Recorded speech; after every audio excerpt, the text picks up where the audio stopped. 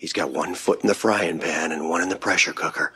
Believe me, as a bowler, I know that right about now, your bladder feels like an overstuffed vacuum cleaner bag, and your butt is kind of like an about to explode bratwurst. Hey, do you mind? I wasn't talking when you were bowling. Was I talking out loud?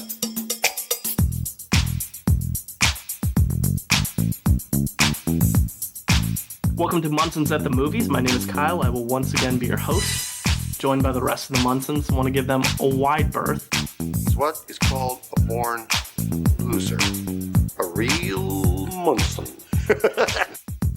And talk a little bit about what's going on in their worlds.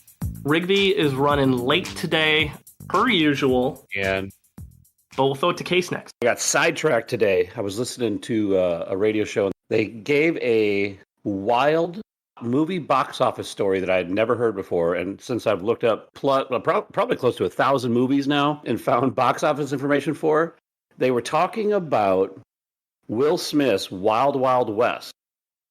And apparently it did very well in the box office, but it only did well in the box office because underage moviegoers bought tickets for that and went to South Park, the movie. There's a bunch of birds in the sky. Hey man, that check still clears, so I doubt they're too upset about it. I'm fascinated with that story. I can't wait for us to cover somebody that is possibly in Wild Wild West at some point. That's also the movie that Will Smith chose to do over being Neo in The Matrix. Yeah. Whoa. Talk about a goof. All right, James. What about you? Yeah, man. So I wanted to share a little fun fact with you guys. So Chaz Palminteri Jr. is 2.5 months old now, and my wife and I use an app to track how much she's eaten and how much she's gone to the bathroom. And what I realized is a funny aspect of it is I can tell you the exact amount of diapers I've changed since she's been born. Nice. Got stats. Ooh, do we get to guess? You guys want to take a guess at how many diapers a 2.5-month-old has gone through so far? 75 days into life. 3,004. Ooh, 1,500. You say 1,600? 75 days in, let's say 3 to 4 per day. I don't know. Is that 375? Okay, so the first two guesses were a little over. Kyle, you were substantially under, but you guys were on the right path. So the answer is just over 900. We're knocking out a clean 13 per day. Oh, shit. Wow. Nice. It's an impressive amount of pisses and shits that have been handled in my house. My logic was 20 a day. That's where I went with on mine. I mean, there's highs and lows, but we're doing batting average here. So shitting and pissing average, we're looking at about 13 a day.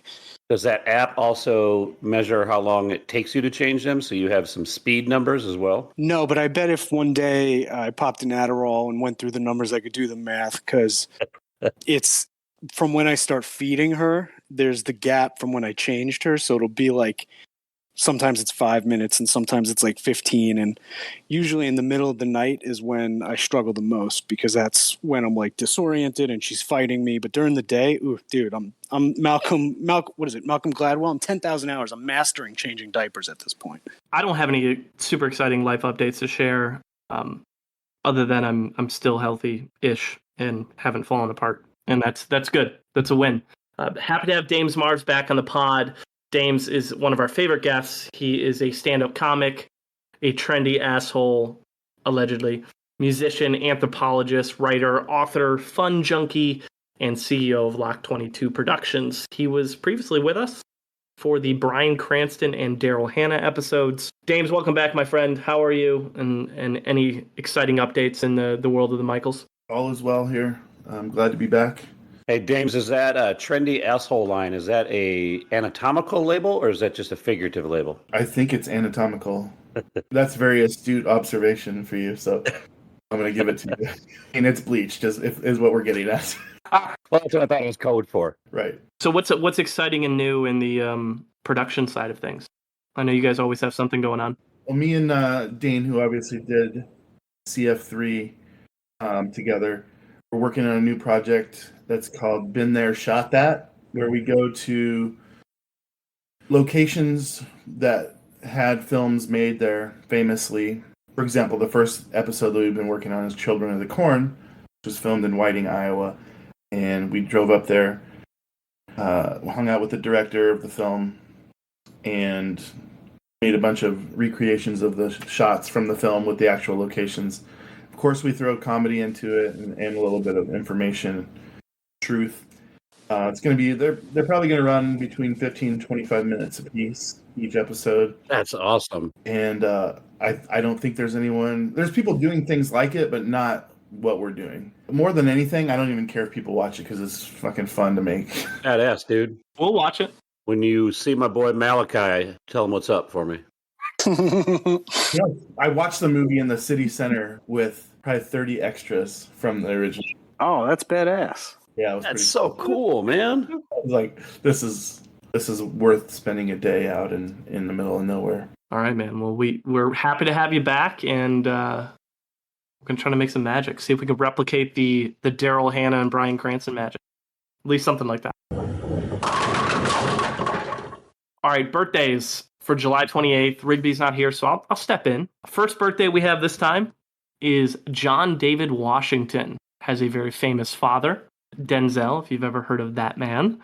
He's pretty young. Yeah, he hasn't been around in the industry too long, but he's been in movies like Black Klansman, Malcolm and Marie, Tenet, Beckett. So he's done quite a bit in a short amount of time. How old is John David Washington? I had to watch Tenet 3 times before I understood what was going on. And I love Nolan, dude. 3 times. Well, Denzel just started looking like he's over 45, so that doesn't help. Yeah. True. I think he's like my age. I want to say he's like 34. 34. He looks so much better. But I want to say he's like 34. I'm going to say 37. Ooh. I'm going to undercut you guys and go 32. John David Washington is turning 38. Damn. So Dames takes the first one. Okay. Nice. He's a little bit older than I would have thought. I'm with you guys. I like it. Dames takes the first one. Second up, we have Elizabeth Berkley. Well, best known, but not for great reasons, for her role in Showgirls, First Wives Club. Yeah, Saved by the Bell. I mean, that's the only one that's like great, you know? And Saved by the Bell. Yep. How old is Elizabeth Berkley? 50? 47. 54. James on the dot. She's turning 50 on the Damn. 28th. Oh, look at that. Nice. I know everything there is to know about Elizabeth Berkley. Everyone knows that. He is an Uber fan. Yeah. Understandable. You know, Me and the rest of the Berkeley heads. don't hate the player, don't hate the game. Last but certainly not least, Lori Loughlin. Rigby, I believe, put in the group chat this morning that Loughlin is hot and was wrongfully accused. I don't know how truthful that is, but that is his opinion. She's also the most famous person to graduate from my high school. Really? Yeah, so Lori Loughlin's innocent in my eyes. Okay, so someone obviously from Full House. That's the main reason. Oh, yeah. Main reason people would know her. Wasn't she in the movie Rad or something like that? Yes. And it was the worst stunt double scene ever. Ever? I mean, 1986 Rad. it That might is accurate. also be the best stunt double scene ever. So how old do we think Lori is? 58. Wow, that's a good guess. Well, I have to look through the yearbook, but She was class of such and such. yeah, right. 62, and she looks great. Check the records for your local penitentiary. You might figure it out. For real. Too soon. I'm going to say 59. 59. Oh, we're all in the same area. James, what was your guess? 60. Oh man, you guys gave each other tiny windows, but one of you prevailed, and that's because she's turning 58. So Case wins that one on the dot. Case, nicely done. Nice. Everybody was pretty darn close. We were Yeah. max of one away. Everybody got one, except for Rigby because he's a piece of shit because he didn't decide to show up on time. He's a workaholic, like he's impressing somebody. Happy birthday to those people and nobody else. Nobody else had a birthday on that day. 5 actors we threw onto the wheel for episode 67 were John Hawkes, Anne Bancroft, John Michael Higgins. There's a lot of Johns. 3 of the 5 were Johns on this episode, which is, we had a pretty good chance, 60% chance of hitting a John. And by golly, we did, because it wasn't Emil Hirsch. It was John Turturro. And Dames decided to show up and talk to Turturro. Turturro has 114 credits. This man has done quite a bit as an auteur in his career, on and off the screen, he's got some theater sprinkled in there. He's directed some pictures, and he's worked quite a bit with 3 particular individuals, Spike Lee, Coen Brothers, and Adam Sandler. Those are kind of the three big pots that he's worked in over the years. And we'll talk about a bunch of them as we go along. But before we get into the minutia, we're going to get into some trivia, see if James can stump us, Fast and Furious style. So, Dames, you're obviously part of the initiated here, but I'm going to read off 3 facts, 2 of which are going to be true about John Turturro, 1 of which is not going to be true about John Turturro, but is going to be true about one of the many cast members of the Fast and the Furious franchise. The boys here are going to guess which one that is. So I'll preface this by saying these facts are awesome, but there is a lot of information in here. So if you need me to repeat something, please ask. So fact number 1, he was abandoned by his family at the age of 13, in which led him moving in with his girlfriend's parents. Girlfriend wanted to get into acting, so they went to an acting class. He was hired for his first gig, and the rest is history. Fact number 2. His family originally immigrated from Bari, Italy during World War II. That is the exact same time and exact same small coastal region that my grandparents immigrated from. Fact number 3. Was told by former President Barack Obama that he was responsible for bringing him and his wife Michelle together. Oh, shit. Those are fucking good. Yes, they are. Holy. Continue to impress, James. Like, it throws me off for trying to make jokes. They're so good. It's getting harder. I have to admit, it's getting harder to find the Fast and Furious facts. I think the number 1 is the lie. And I think that's because John Cena moved in with his 13-year-old girlfriend, or whatever the hell it was. Well-known child actor, John Cena. That's right. Yes. He was in Saved by the Bell, right? Yes, of course. I think the performer is Gal Gadot, but I'm trying to figure out if it's... That last one threw me. I'm going to stick with my initial hunch that Gal Gadot is what number 2 fact is about. James and Gal share a common thread of their background. Interesting. We both have great hips. Very Italian Gal Gadot.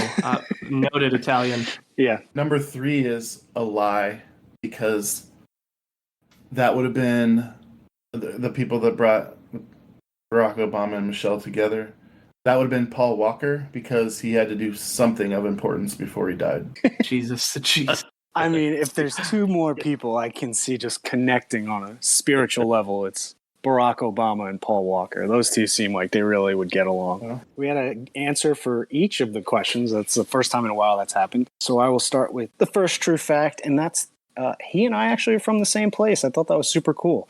So my family's from Bari, Italy, which is essentially a state. It's a region in Italy. And we're from a town called Corrado, and he is from a town called Giovinazzo. Today, the entire state has 1 million people total. But in World War II, it was less than 200,000. So like today, it's like the size of Indianapolis. Back then, I mean, I don't know, 200,000. That's like 2 different Michigan, Ohio State games. Like there's not that many people. It's a small community. So that's obviously going to help him with his final score that I realize there's a chance our grandparents were friends.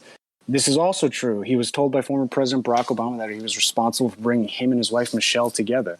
So Turturro entered the public consciousness playing a racist dickhead in Spike Lee's 1989 Do the Right Thing, his breakthrough movie. Barack took Michelle to see that on their first date. And when Turturro finally met the president, he shared that story with them. He's like, your movie that you starred in brought me and my wife together. Yeah. In fact, number 1, his parents abandoned him at 13, and he lived with his girlfriend and got into acting because she was wanted to get into acting.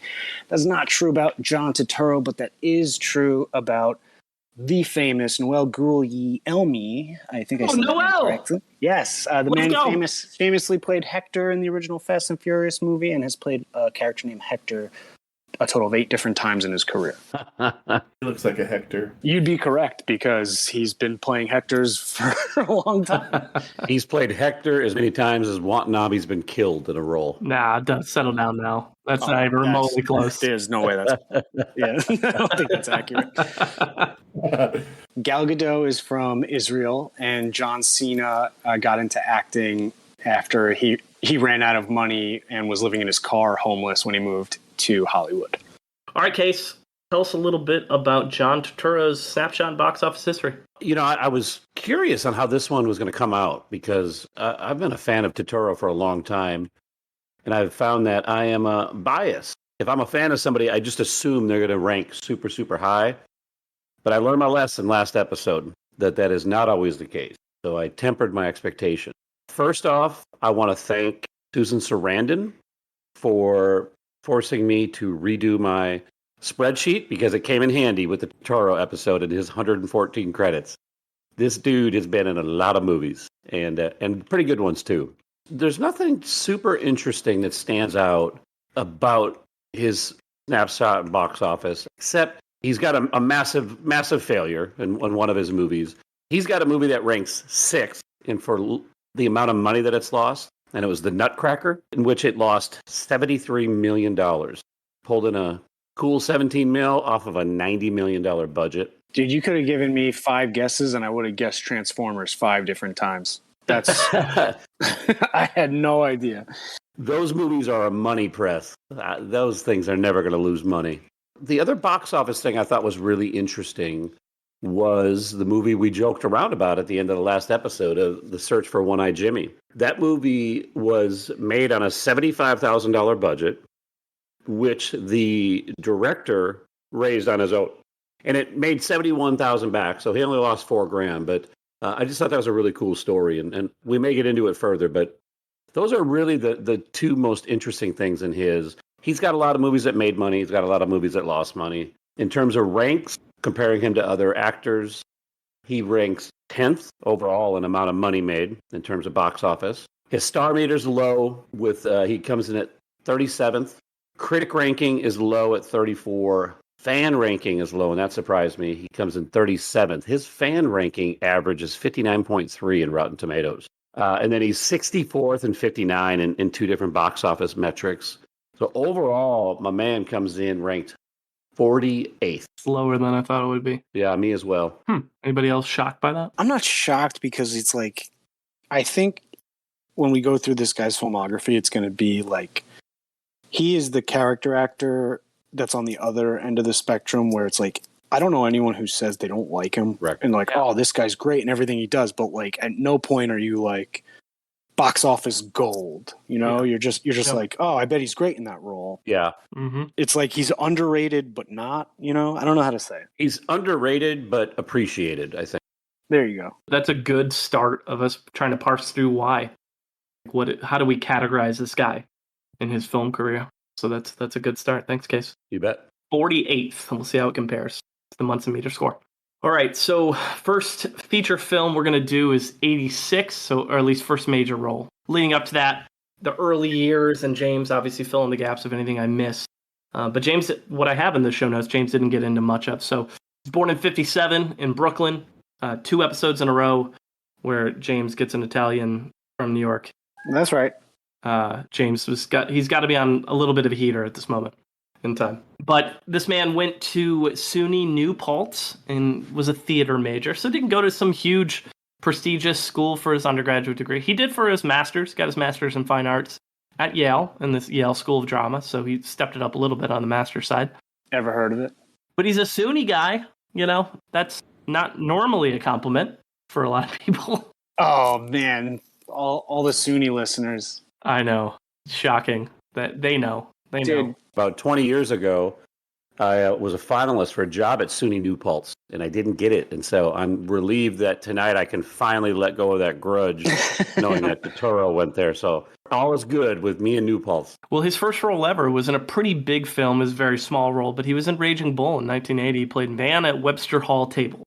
An uncredited role, technically, but that's a big one to start off your film career. He started getting into a lot of theater around this time as well. So in 1983, he wrote the title role in a play that ended up winning an Obie Award off-Broadway. Again, starting to get involved in the theater and film scene and doing some writing work early on in his career. Played guy number 1 in Exterminator 2. I watched Exterminator 2 for this episode. Wow, I'm proud of you, Kyle. I never spotted him. I couldn't spot John Turturro in this movie, but I've seen Exterminator 2. Was that like a work off of The Terminator? What is Exterminator 2 about? It's about a guy who's an exterminator who people are afraid of. Sounds pretty self-explanatory to me. Yeah, it's all right. It's an interesting one. Say that. Mostly impressed that this is the second one. So the first one was good enough for a sequel. Oh, yeah, first one classic. The 80s be wild, and Craig, the 80s be wild. I got you. 84, he was alongside Marissa Tomei in The Flamingo Kid. I think it's one of Matt Dillon's first ever movie roles because he's all over the cover and stuff. Too bad Rigby's not here because in 1985 he did an episode of Miami Vice, #1 new show. I know Rigby loves that. But I guess if you look at the early career, the first movie where he had like any significant screen time was in Desperately Seeking Susan alongside Madonna. He played a character named Ray. Basically like a magic show MC. So he had like 3 or 4 scenes in that. Pretty limited, but kind of an entertainer role in that one. Movie that actually has pretty good reviews, pretty good scores. I mean, Madonna is unreal hot in that movie, so that alone is worth the watch. I was surprised when I did my numbers on this. The critics were 84 and the fans were 62. I would have thought the fans of this movie would have been high. Yeah, I watched it and I was kind of shocked that the ratings were so high across the board. I thought it was like middle of the road, but people seem to really like the approach to it. People love Madonna, I guess. He's a hell of a magic show MC. Credit where credit is due. I give him credit. It wasn't distracting. I think he seemed to do like the carnival barker thing pretty well. But the first major role we were gonna do was To Live and Die in L.A. But case we couldn't find it like anywhere, right? It's not rentable. It's not. I was gonna have to travel to Columbia in order to watch it. I just didn't have time. And just so we're all aware, that's not like Columbia, Indiana. That's South America.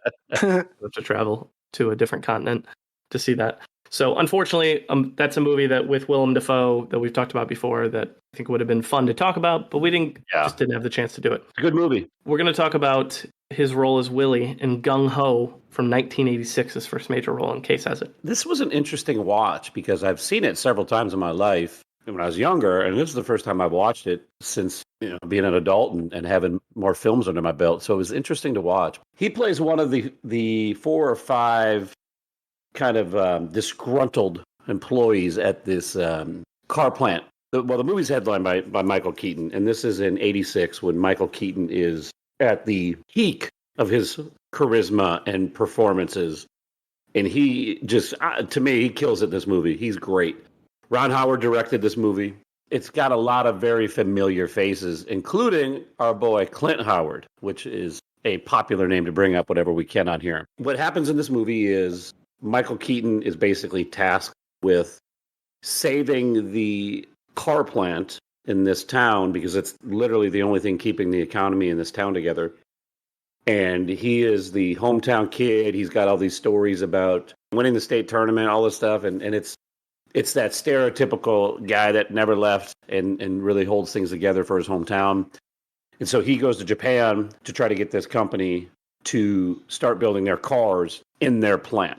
Ultimately, the Japanese company come over, take over the plant, and they start making their cars out of their plant. It's a story about, clash of cultures and how these two different cultures are going to work together with the culture that people grew up with and the differences in the work cultures that they employed.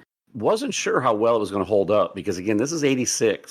It's a real satirical movie on both sides where they're making fun of American culture and American workers as much as they're making fun of the Japanese culture and the Japanese business. So I was a little bit apprehensive and I was ready to tell you guys that, man, this movie does not hold up. There are certain parts that don't, but overall it was a really fun rewatch. Turturro plays one of the 4 or 5 disgruntled workers, and he's good in it. Again, it's a Michael Keaton film, but anytime Turturro's in it, you feel good about his performance, and he does well in it. Pretty big role compared to what I thought it was going to be. How young does he look? Because he's, 29 at the time? He looks actually a little older than 29 in this movie. Really?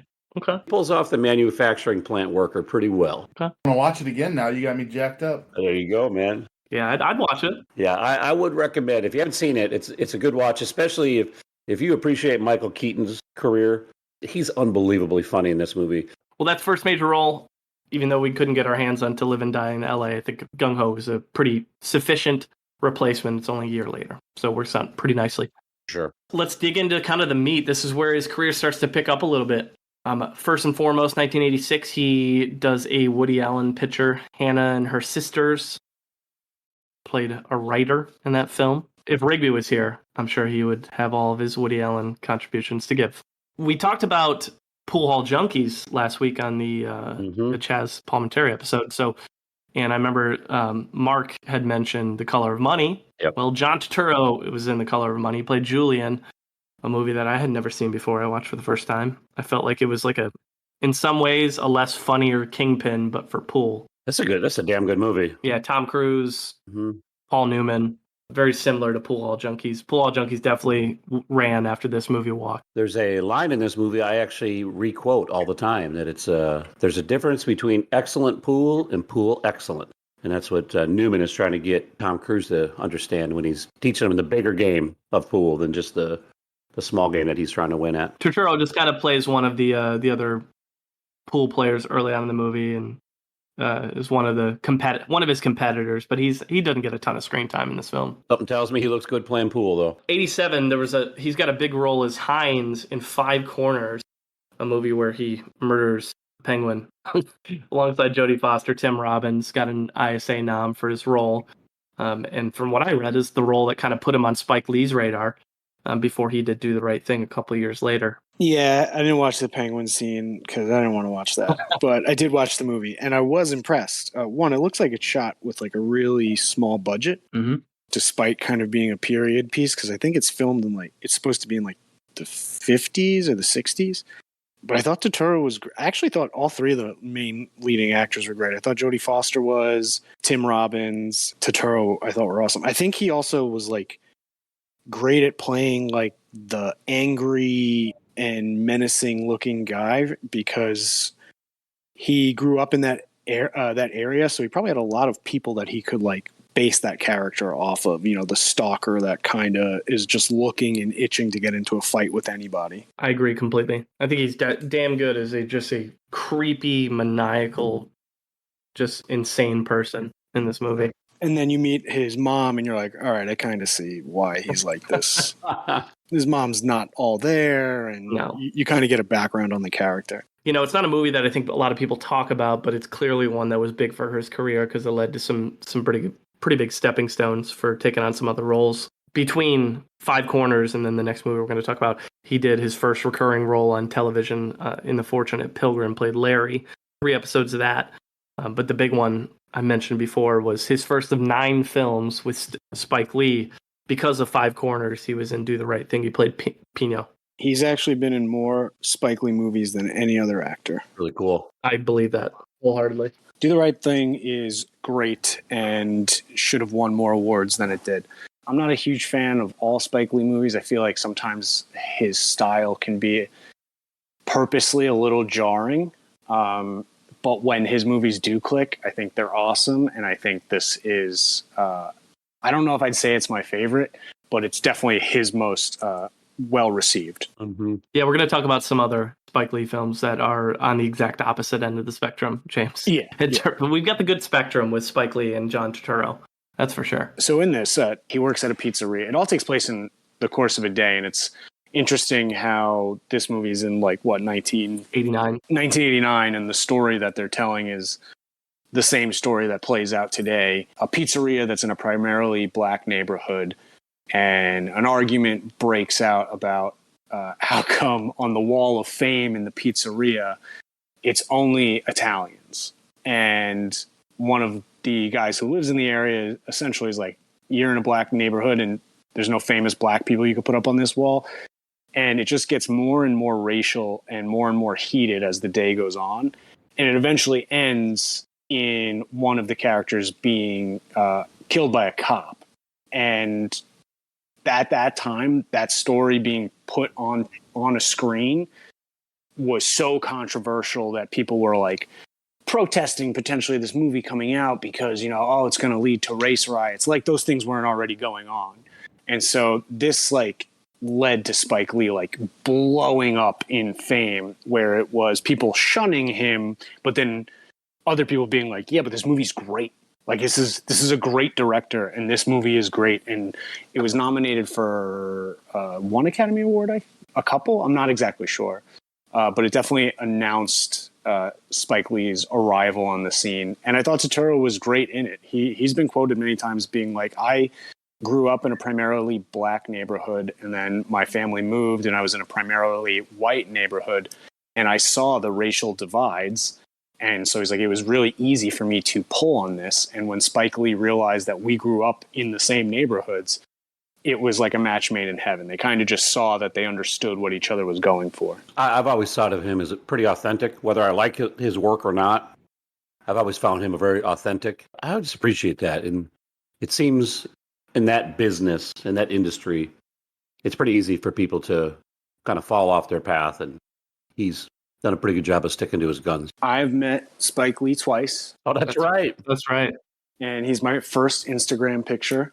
And he was really pleasant both times and dressed head to toe in Knicks gear both times. Like, the man is such a diehard fan. He's wearing Knicks gear at a party. He's wearing Knicks gear at the airport. He's always got on Knicks gear. Well, the next time you talk to him, tell him I said good things about him. I will. Oh, Craig? My boy Craig. He's like, I know Craig.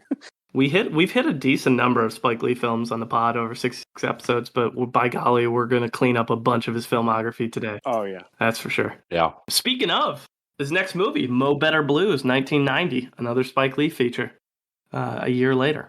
So right out of the gate, Spike says, you're coming in for my next one. I didn't get a chance to watch it. It had pretty good reviews. I'm kind of sad I didn't get a chance to watch it. Wasn't some of this kind of like your life growing up? A jazz trumpeter makes questionable decisions in his professional and romantic life. I've been waiting for Dames to start busting into I know. his life story in the movies like he did last time. Yeah, Dames, isn't this your story? You had me at I was born a poor black child. The rest of the cast in this movie, Wesley Snipes, Denzel Washington, Giancarlo Esposito. I mean, that's some spicy actors. And Nicholas Turturro, Samuel L. Jackson. Charlie Murphy's in this? Jesus. I did see, for good or for bad, Catchfire / Backtrack, depending on where you find it and where it's streaming, called both names. It's a Dennis Hopper directed film where Dennis Hopper essentially is a hitman who kidnaps Jodie Foster and then decides he's going to keep her basically as his like slave wife instead of killing her, and puts himself on the line. Oh, good grief. Yeah, it's something. Turturro plays like a henchman in the movie alongside Joe Pesci. Movies that have multiple titles usually aren't good because that's somebody deciding that they need to remarket the movie in a completely different way. And I don't think this one is much different from that at all. Turturro said working with Dennis Hopper was, the way he described it was very polite, because actors have to be polite and they have to be cautious with how they describe people they might work with in the future. But when he described it, it's essentially like Dennis Hopper every day on set is just battling demons within himself, but out loud, where he's like, this shot fucking sucks. He's like, oh, this fucking terrible. And he's like, I don't fucking care. He's like, do whatever the fuck you want. He's like just cursing at him the whole time. He's like, no, dude, you're the director. I want to do what you want. He's like, no, John, I don't fucking care. Do what you want. He's like, well, my idea sucks. and he's like, Joe Pesci thought it was great. He's like, I was very confused. Dennis Hopper. Kyle, I was going to ask you if he directed this movie like he acted, and the answer is definitely yes. Yeah, he's a little high strung. Yeah. Well, I don't think the apple falls far from the tree on that one, Grace. No. Rigby's not here yet, so I want to save some Miller's Crossing conversation for when he does get here. I'm going to cue that back up for him because I know he loves Miller's Crossing, and we know Warren's not here, and he doesn't like Miller's Crossing. It's one of the most salient disagreements in Munson's history between two people. I really like Miller's Crossing, and he plays Bernie Birnbaum, who's in that iconic scene where Gabe Byrne doesn't shoot him in the back head and lets him go. It's that iconic out in the woods scene. So that was a Coen Brothers movie, and so he goes on a little bit of a run with Coen Brothers. He's in 1991. He's the lead. Barton Fink. He plays Barton Fink. A movie that got him a Best Actor award at the Cannes Film Festival. A very weird, odd Coen Brothers film. I haven't seen it recently, but I think this is an important role for him. And he's the lead of this one. This might be his first lead role, right? Well, that, and, if we think back to our boy Chaz, really got typecasted into law enforcement or, Italian thug or whatever it is, right? Gangster. This character is weird. And it does not fit the stereotypes of anything he's played before this. doing well in this role probably opened a lot of doors for him moving down the road. Because up until this point, I mean, a lot of his roles have just been the tough guy. Yep. You know, the menacing character. Now he's opened up a lot of doors to kind of play different roles as he moves throughout his career. I know the movie got a lot of flack because of its ambiguous ending, but John Goodman, I think, is incredible in the movie. He's incredible in everything, man. He really is. Yeah. I mean, these are two actors that the Coens love to work with. They're Turturro and John Goodman. Yeah. And I think that character, and you guys can tell me if you think I'm wrong, Barton Fink is such a neurotic, like, just unconfident character. And I think Turturro does that character pretty well. You see it a couple different times in his career. And so I think he nailed this one. Mm-hmm. Like, whatever issues people have with the movie, I don't think have anything to do with Turturro's character and how he plays the role. No way. Agreed. In order for a movie to be must-see for me, like it's ranked 85 and above, that one, Miller's Crossing, both are above the 85 mark on my list. I'd love to hear that.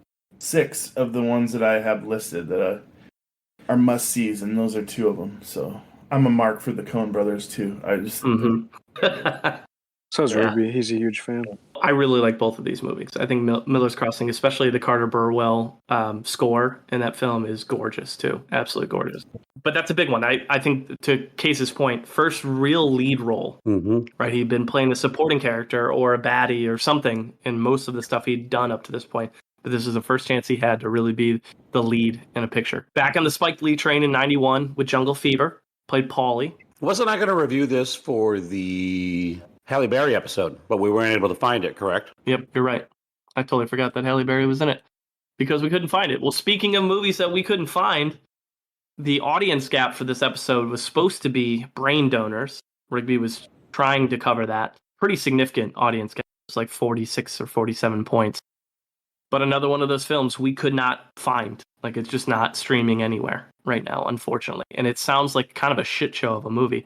So I was hoping we'd be able to talk about it, but can't get our hands on it right now instead. Brain Donors pulled in a cool 918,000. Yeah, audiences seem to really like it, but critics fucking hated it. So it's maybe for another episode if it gets dug up from the grave. Yeah. 92 is a big year for him because he also directs his first picture. So he's directed a bunch over the years. The first one he directed was Mac. And he was the director, the screenwriter, and played a character in the movie. And from what I understood, it actually won some awards on the film festival circuit as well. So it was from everything I read, it was a pretty decent directing debut. The cool fact I have from this is that his teacher is actually casted in this role in this movie from school, and he actually starred in like 6 other movies with him. His teacher plays his dad in this, Joe Paparone. That's cool. Yeah. Really? So he's about 10 years into his career at this point in the industry. 12 years in. And he's writing, directing, and starring in a movie. That's pretty impressive. Mm-hmm. Yeah. But a movie I did watch was the highest critic score, Mm-hmm. which is Quiz Show from 1994. That was my review.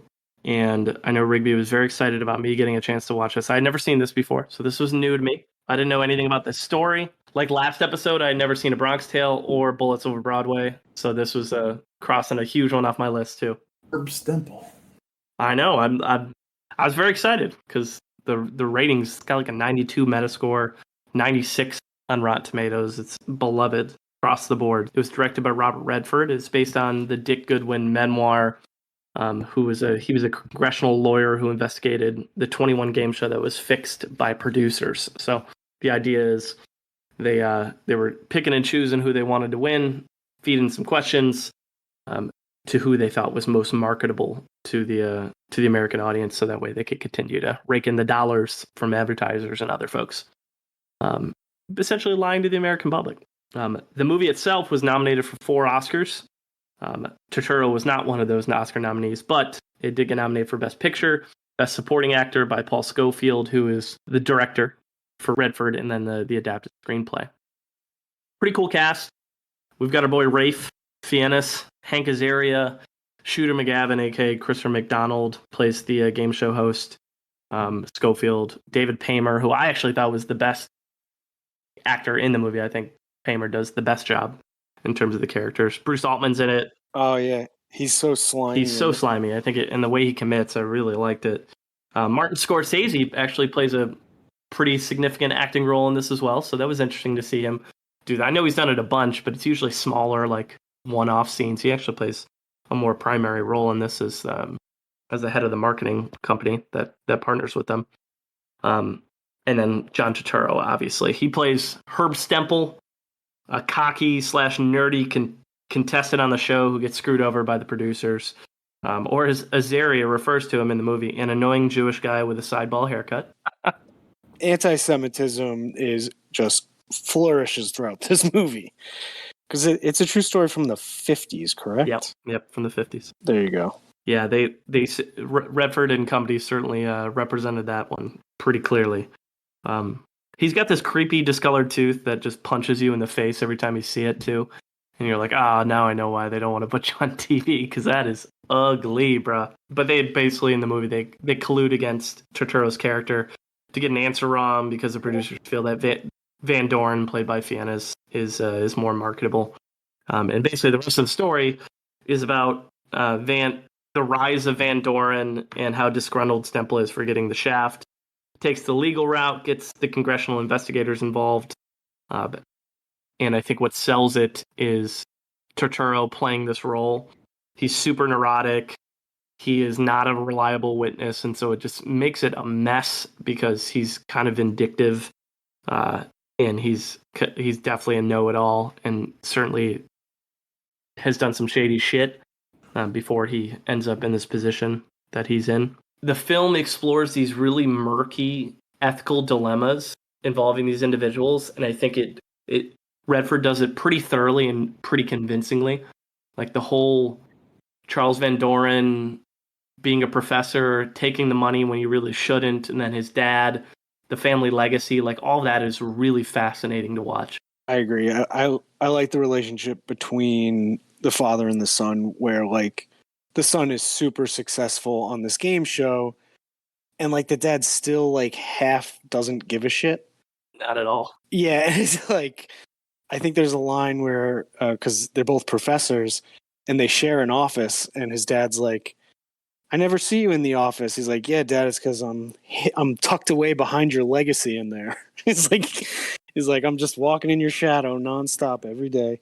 I love Turturro though in this. I think he's great. Like you could tell he feels slighted, and so he's like, "No, I'm gonna get this guy," but like, you're right. He's not. It's not a good versus evil kind of scenario. He's like, "No, I'm also not a great person either." Like, I also kind of cheated, but like, they're fucking me over and they're giving him what I deserve. And it's very nuanced, and I think it's really well done. But he got SAG and Golden Globe noms, so this I think is his most like celebrated award role. But those are just noms. He didn't win, unfortunately. John Turturro said, Herbie Stemple made himself readily available. He's like, I got to meet that guy 10, 20 times. I knew everything about him, mimicked his mannerisms, how he spoke, the whole deal. He also hosted Saturday Night Live in conjunction with this, promoting this movie.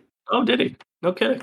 The opening monologue, they do a pretty funny skit spinning off of the game show where they put him in a box and they've got headphones on him and they're asking him questions. And it's not funny, but it's entertaining. The funniest part about his appearance on that Saturday Night Live episode is they have a running gag throughout the entire episode of these two dentists that are making commercials, and they're making it about the other person, like accusing them of not cleaning their tools and just different shit. And it's really funny. Turturro is funny, man. Like he plays a lot of serious roles, but he cracks me up. Like when he wants to, he has the comedic timing. Oh, absolutely. Oh, for sure. We can play fucking oddball characters with the best of them. I love that he just gets so hung up on the question they want him to get wrong. Marty. Yeah, he's like, I saw Marty 3 times in theaters. It was my favorite movie. You don't think I know it's Marty? It's like the best picture from 2 years ago. You think I won't get that right? It's like I saw it with my family and friends. They all know I know this. On the waterfront. 8 more years until our next review, and we've got another Spike Lee movie, Clockers, 95, played Detective Mazzilli. 96, though, seems to be the year of Sam Rockwell in Turturro's life. He was in Box of Moonlight, a role that got him an ISA nom, Independent Spirit Award nom, alongside Sam Rockwell, who spends most of the movie in a Davy Crockett hat. And then the weird one that Case talked about from the box office side, he played Disco Bean in The Search for One-Eyed Jimmy, another Rockwell picture. Rockwell plays One-Eyed Jimmy. Like, there's just this random scene where they pull up to this warehouse, and he plays this character, Disco Bean. He's just in the middle of the warehouse doing disco with no one else around, like kind of breakdancing, but just hanging out. And they're trying to get information from him, and he's by himself in the middle of a warehouse doing disco, and it is so fucking good. And I just remember He's got the moves. he's got the moves. I just remember it blew me away when I watched it for the Rockwell episode, because I was like, I love it. well, who the fuck needs to be doing disco in this movie? It doesn't make any sense at all. But John Turturro fucking sells it, man. He sells it so well. He's a good dancer. You know, maybe that's how you get jobs. That's how you get into Hollywood, James. You just got to be a good dancer. You'll get there one day. Everybody from that region in Italy is a good dancer. That's what I've been told. I was going to say, man, All in the hips. what I lack in talent, I make up for in enthusiasm. So I'm not a good dancer, but I'm a confident one. There you go. Rounders, 1998, played Joey alongside our boy Matt Damon. I love Rounders, man. It's fun. What sucks about Rounders is it's turned into one of those movies where I dislike most of the people who like it, and that sucks for me.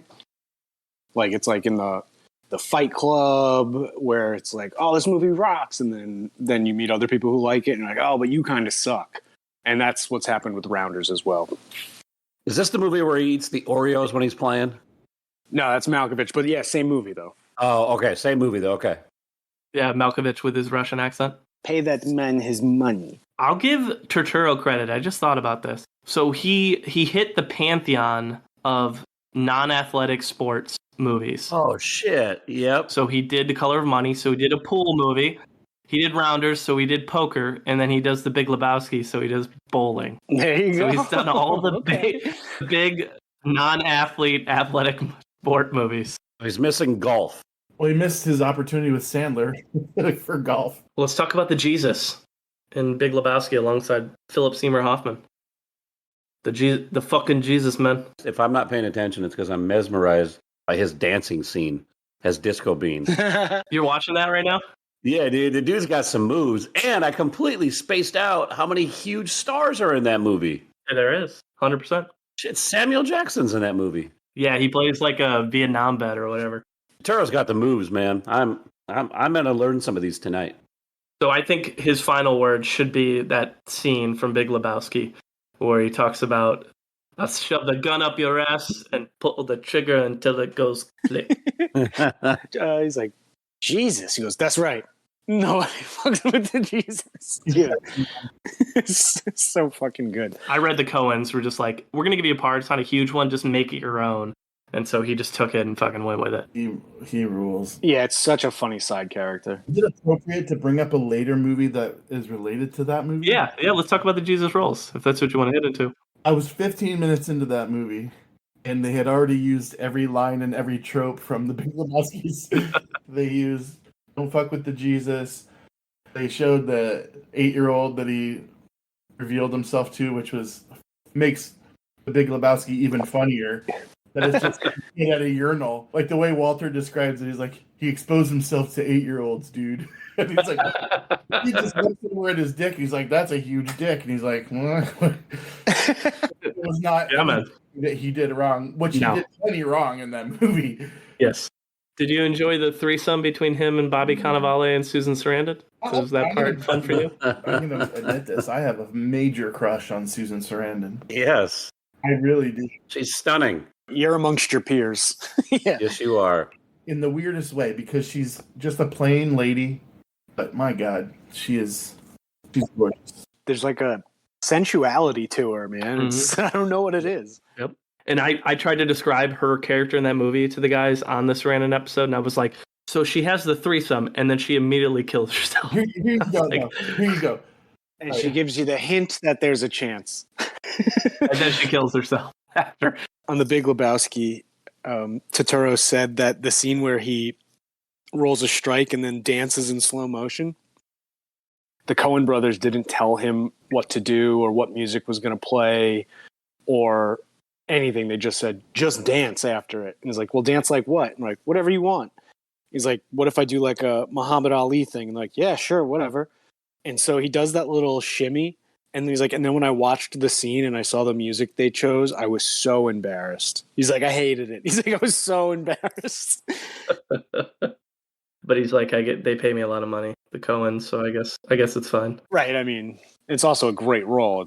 I think it's hysterical. I think just when it is the butt of the joke in the joke, like it's probably a little embarrassing to see. Yeah. It's certainly a character that most average people would recognize him for sure. No question. For short as a role as it is epic. It's memorable. Actually, Big Lebowski is his highest ranked film for me. I have that as a 94 on my all-time list. Mm. Oh, it's a classic. Just think his character was so unique that it got his own movie 21 years later. You know what I mean? Like that's pretty cool. Yeah. So it's part of the BLCU. Big Lebowski Cinematic Universe? Yes. What's next? Is Donnie getting his own picture next? Is that what I'm hearing? Nah, dude, he'd be completely out of his element. That's true. Fully out of your element, Donnie. All right, so He Got Game, another Spike Lee movie, 1998, played Coach Sunday. Does he only have one scene in this movie? That I'm not sure. When I watched this movie, it was when it came out, and I was definitely caught off guard by a lot of the scenes. And so all I remember was I didn't understand how he was getting recruited with hookers. Like, I totally couldn't wrap my head around that. And I was like, wait, colleges are doing what to basketball players? What is going on here? Like, someone doesn't just want to play for the love of the game. What's happening? I remember Turturro in this movie playing the coach and giving him a jersey or something. And I think Rick Fox was showing him around campus and they ran into, I don't remember exactly, but. Every episode, I usually have one DNF. And unfortunately, my DNF for Turturro was one of the pictures that he directed, and that's Illuminata. He plays a character he produced, directed alongside Susan Sarandon. It's like a movie it's in the theater. It's very showy, and I couldn't finish it, guys. I'm sorry. Your summary of it is indicative that you couldn't watch this movie. I tried, man. I really tried. It's got people in it. They're in a place. A turn of the 20th century theater repertory company rejects the latest project of their beloved playwright Tuccio, kicking off a saga of intrigue surrounding the influential critic Bevilacqua and star Salamene. That sounds enthralling. It's fucking not. So you didn't like it? I didn't like it. Yeah, I don't know if you could parse through that for my direct review, but yes, I did not love it, unfortunately. I don't know that you get to say that if you didn't finish it. Fair point. I know. Yeah, it really all comes together in the third act, Kyle. None of you watched it, right? Oh, don't be an ass. That's what I thought. Don't do that. But he seems to be working with Sarandon quite a bit at this time because he did Cradle Will Rock with her in 99 as well. Played Aldo. Another Spike Lee movie in 99, Summer of Sam, played Harvey the Black Dog. Was that the dog that was talking to what's his name, telling him to do all the shit? Yes, that is correct. Plays a dog. Hey, that's a pretty big role. That's a pretty big role in that story. It drives the plot, no question. Kyle, this is his first voiceover work, is what you're saying. I believe so. That's a great way to put it. So, for those of you not familiar, Summer of Sam is based on a true story of a serial killer in the summer of '77. When he is inevitably caught, he tells the police that his dog told him to do it. And so in the movie, that is who Turturro is. He is the dog telling him to kill people. So he's a real villain. That's what you're saying. Yeah. He's the villain of this story. Understood? Millennium hits. There you go. We talked about Wild Wild West earlier. Millennium. Oh brother, where art thou? Plays Pete alongside Holly Hunter. One of his more iconic roles, I think. Do not seek the treasure. I didn't even realize this was him for the longest time. I think he melds into the role so well that you don't even realize it's Turturro. That's a fair point. He slacks that jaw real hard the whole movie. Mm-hmm. When I guess Turturro, you're used to him having that hair and he's bald in this, so that throws you off to start. This movie blew my fucking dick off, man. It's I love Oh Brother, Where Art Thou? It's an 89 on my all-time list, and I mean that may seem like a low. Now I'm saying it out loud. It seems like a low score just because of the brilliance of the film, but and get something out of it. But when you said he's unrecognized, I thought that the Jesus character, like if you didn't know that was John Turturro, like Yeah. I only knew because he's been in so many other movies. I was like, all right, I know that guy. This movie was a cultural phenomenon. I mean, everybody picked up on something about this movie, and that damn song was everywhere. There wasn't a talent show In constant sorrow. or Halloween costume that wasn't from Oh Brother Where Art Thou. Because it's a good fucking song. I don't know. I stopped listening to it about 2001. This is also when Clooney was at like his peak of his rise to fame. Like this was Yeah. where even after like Batman, people were like, "Oh no, dude, we don't care. We like that movie stunk, but he's still the man. Like we love him." All right, last movie we'll talk about before we get into audience gap is the Illusion Defense. Illusion Defense. I forget how you pronounce. But he plays the lead character in this role where he plays a chess nerd. So I believe based on a true story.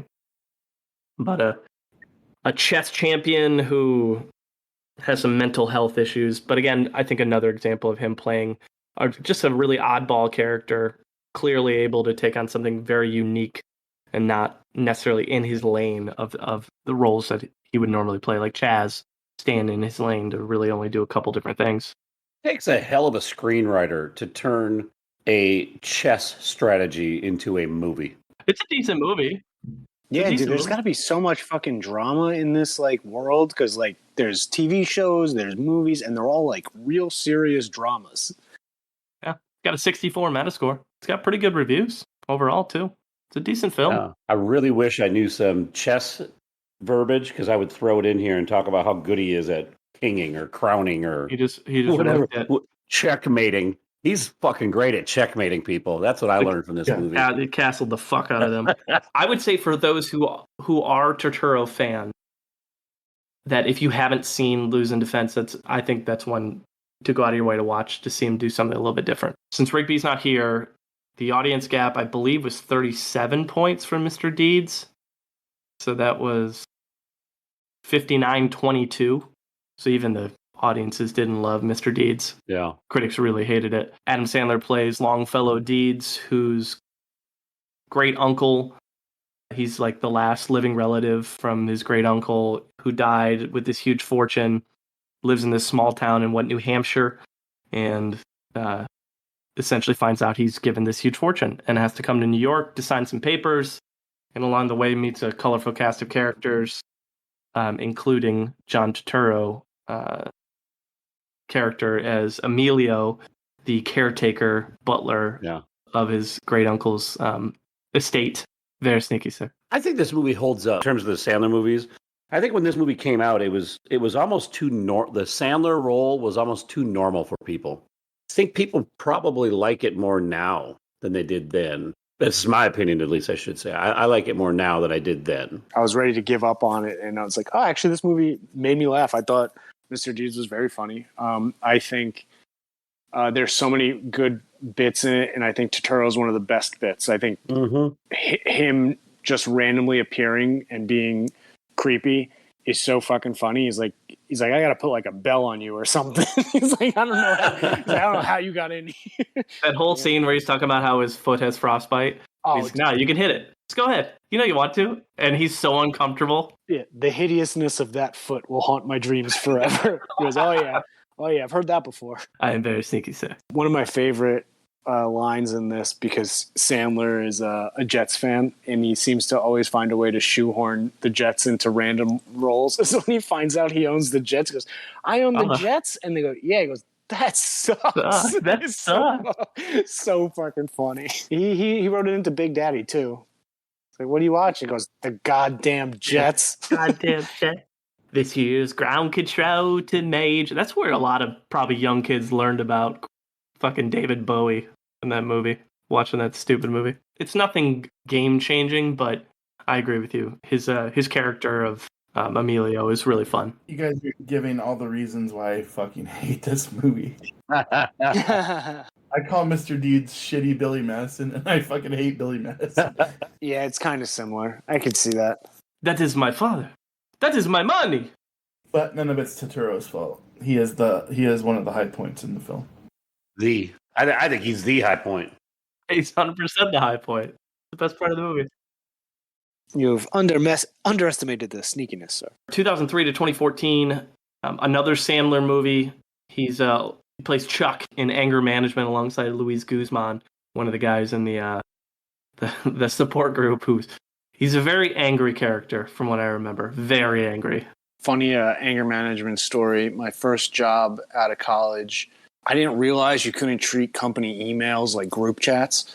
Someone at work made a minor fuck up on something, and it was it was going to be fine, but it was just enough of a minor fuck up to slow things down for that day. And I sent the clip of the guy saying, "You got to dunk that shit." And I was like, "Oh, you got to fucking dunk that shit." And my boss fucking roasted me in front of everyone. He's like, "Don't you ever talk like that." And on company emails, "My bad, man. I'm just, trying to catch a vibe here at work. And it looks like I'm a little off, and I apologize." Really funny. James, you should have said, "You think you're better than me because you have both your nuts? You think you're better than me?" I know Rigby loves that fucking line, so I'm sad he's not here for that. He's great in these comedic roles of just leaning into it. That's a dude. He gets so deep into these absurd characters, and it's so fucking funny. Yes, this is a man classically trained from an Ivy League school, and he's doing fucking dick jokes, and it's so fucking funny. Yeah, he gets some bonus points for me because of how his comedic timing and anger management. He's so good as the just fucking ready to pop off angry guy in this movie. Right. A movie that Rigby almost covered as well was Secret Window. Ugh. Yeah, it's got terrible critic review. Fuck the critics. I love that film. Really? No, I mean, what? Probably a 99, right? I have it as a 79. Rigby said it's a decent film. That's what he told me. I haven't seen it, so I can't speak one way or the other. Actually, 79 is pretty passable. That has made me change my mind on things. He's the baddie, right? He's the bad guy in this movie, isn't he? Is it great? It's very entertaining. You don't know what's going to happen. It's super entertaining. Johnny Depp is great in it also. I don't know, two brilliant actors going against each other in a weird way. And it's just, there's something fascinating about it. For me, 75 and above on my list is you got to see it in a theater. The premise of the story is Johnny Depp is a writer who's going through divorce and living in his alternate house where he does all of his writing. And John Turturro shows up one day and says, "You plagiarized my story in this magazine." He's like, "I wrote this fucking story." Yeah. And he's like, I did. He's like, so he's calling his agent. And he's like, "Do you have a record of that story?" He's like, "I don't remember when I wrote it." But he's like, "I know that you would have records of." And this whole time he's just like, Are you gonna cop to the fact that you stole my story?" And he's like, "I didn't steal your fucking story." So he's like, "I'll kill your dog." There's just all, it's crazy, man. Yeah, he talks about going to see his wife and shit, right? I think I saw some clips from it. Yep. If you haven't seen it, it's worth a watch for sure. And it is a very unique and appropriate accent he's got. I agree. That's a good movie. Showing off some more tools, though. That's what it is. I mean, that's what we're here to do. Diagnose and talk about all the different tools he's bringing to the game. And clearly, Turturro has a lot to play with here. So he gets an Emmy win in 2004. And 2004 and 2008. Appeared on Monk in 2 different episodes as Tony Shalhoub's estranged brother. So one of those awards that Warren hates, the whole guest Emmy for one episode, but won the award for it. So that's pretty cool. Mm-hmm. And then another Spike Lee film in 2004, She Hate Me, the one we talked about on Anthony Mackie episode, Batshit Crazy, where Kerry Washington basically pimps out Anthony Mackie to a bunch of women, and he impregnates all these women, has all these little spermies with his face on it. It's like a psychedelic experience. I have no idea, nor do I remember John Turturro's role in the movie at all, because I was so entranced by everything else that was going on in this film when I watched it a couple months ago on that episode with Mike Van Voort. But technically would have qualified for audience gap as well. A big audience gap on this one. Back on the theater side in 2005, he got a Best Actor in a Play Drama Desk Award for his role in The Sound of Naples. So just showing that he's continuing to do some of that theater work and do it and getting recognized for it. Back in the director's chair in 2005 in Romance and Cigarettes, direct and wrote that picture. Another movie of Susan Sarandon, his fourth, I believe, in his career. So has worked with her quite a bit. And yet they've never done a Spike Lee movie together. I don't think she's on Spike Lee's radar, unfortunately. I don't think she's on the rotation. This is not one I saw, so I can't speak to his directing acumen on this. But I didn't watch it for either this or the Sarandon episode, personally. He directed in the movie that I cover, so I can speak a little bit to it there, but I did not see this either. Good Shepherd, alongside Angelina Jolie, played Ray in 2006. The big one there in 2007 is he went into kind of the blockbuster side of things in Transformers. Played Agent Simmons, a role that he reprised at least 3 other times in 3 other Transformer movies. How the fuck do these movies get made? Okay, first of all, Armageddon is a 3 on my list. Fuck Michael Bay. He's the worst director in the history of film. Transformers is a 24 on my list. I couldn't even make it through it, dude. Ooh. Because it's nothing I care about. Like, Mm-hmm. make movies about shit I care about. Fucking make a good movie.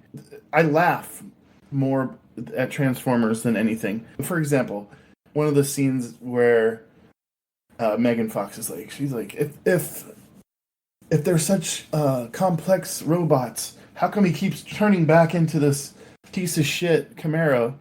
And then the car pops him out real quick, and he's like, dude, he's like, the car's sensitive. You can't talk to him like that. Like he fucking knows 10 minutes he's getting chased by the car and didn't know why. Yeah, right. He's like, the car's sensitive. And then he like, it just so happens that 5 feet away from where they are, there's a brand new yellow Camaro that he like scans it, and now he's this new Camaro. He's like, all right, now we can roll. Like, that's just fucking laughable, dude. Like, there's nothing redeeming about Transformers films at all. I can't believe there's 5 of them. This is why Dames came on, just to shred Transformers to make sure the world knew. My brother said he wanted me to bring up Transformers as a movie that he liked, and I said, fuck you. I know he was kidding. I'd like to give a shout out for his performance in the Transformers. And I said, I plan to roast that film pretty hard. And he goes, all right, quiz show then. I was like, To answer your question objectively, in these 3 movies alone, there's 2.4 billion reasons why they're making these movies. Oh my god. I mean, okay, he got my money the first time. Yep, I agree. I needed to see what was going on. After that, I'm like, fuck you. Again, I'm in the trust tree. I liked the first Transformers. I thought I haven't watched it in probably 10 years, but I thought like the graphics were cool. I liked the kind of corniness of the premise. I thought the Michael Bay-ness of it worked. So much so that I went to see the second in theaters, and I made it about 10 minutes in before the people I were with were so mad at me for suggesting this movie. And it's the scene when they introduced Megan Fox's character and she's bent over the motorcycle, and I was like, oh, this is a movie for 10-year-olds. I'm so fucking pissed, dude. I was like, this is for like a horny 12-year-old. This isn't for adults. I hate this movie. And so all the Transformers have been bad. Bumblebee, shockingly good. I enjoyed Bumblebee. Yeah. But I mean, this movie's not bad because of Turturro. These movies are bad because Michael Bay just can't be stopped, apparently. No, but I'm going to tell you right now, the reason that his crowd score is so fucking low is because he did 3 of these. I lost a little respect. I was like, dude, I know that we all need to work and have money. Yeah. But don't do that. Don't do that. He did 4 of them. He did 4. He did Transformers, Revenge of the Fallen, Dark of the Moon, and Last Night. Which one's the one where he made the robots have racial stereotypes? Is that like the third one where Michael Bay was just running out of ideas? And he's like, what if we just made these robots piss off everyone? What if we did that? Couldn't tell you, James. I got nothing. Type in Transformers racism. I promise you something pops up immediately. Transformers 2. There you go. Yeah, second one. Yep. So it's the one where everyone was pissed at me for suggesting. Revenge of the Fallen. I don't know. Fuck Michael Bay. Fuck Transformers. So clearly Dames has some thoughts on him taking this role to get the money from the Transformers movies and selling his soul a little bit. Do we like his character as Agent Simmons in these movies? So I'm actually the opposite of Dames. This is where, and I'm not a fan of the Transformer movies, but this is where he became one of my favorite actors because I'm like, this is an absurd role, and he's an excellent actor who is acting excellently in an absurd role, and I really appreciated that. I know he did some quirky comedies and shit like that before this, but I really like that he jumped into this project and, again, performed really well in an absurd role. Yeah. So Turturro explains that when he's coming up with characters, he tries to, like, quote unquote, steal mannerisms from people that he knows in his life. And so he based his role of Agent Simmons off of Michael Bay himself. And so he's like, dude, he's like, I'm on set, and Michael Bay's like, oh my God, I love everything you're doing. And Turturro's like, yeah, of course you do. Like, he's like, I'm pretending to be you. I'm holding up a mirror right now. I also never met a cliche that I don't like. Yeah, he's like, that. Of course you love it. I'm acting like you. That's fantastic. Yeah, you know how to impress the director when you just play. You know what, John? I would do the same thing. Of course you would. You definitely would. Of course you would. Yeah. Yeah, I don't know how to describe his character. It's very Simmonsy. Well, he's a government agent, and he's just eccentric. Yeah, it's just quirky, accusatory, quirky, a lot of energy, and by the end of the movie, he's balded into trying to help the young people out. But we don't need to spend any more time on Transformers. It's just gonna make us angry. To another movie that was not viewed very favorably by critics or even audiences. You don't mess with the Zohan. He played Phantom, the Zohan's arch enemy in this one. Why did this movie happen? It's just such a weird movie. It's a weird movie. The Zohan just wants to be a hairdresser alongside Emmanuelle Chriqui. And honestly, who wouldn't want to work in hairdressing alongside Emmanuelle Chriqui? I mean, I would. She's gorgeous. When I watched this movie for the first time, honestly, I thought it was an inside joke with Sandler and all his friends that they could make this movie and people would watch it. And them fuckers laughed all the time. He's probably got an alert on his phone. Every time this movie is played, he gets an alert, and they laugh their ass off every time somebody watches this movie. It's so weird. It's a modern tale about the dangers of discrimination. Come on. Somebody's watching Waterboy? Yes. Somebody's watching Little Nicky? There's two people watching Little Nicky right now. Come on.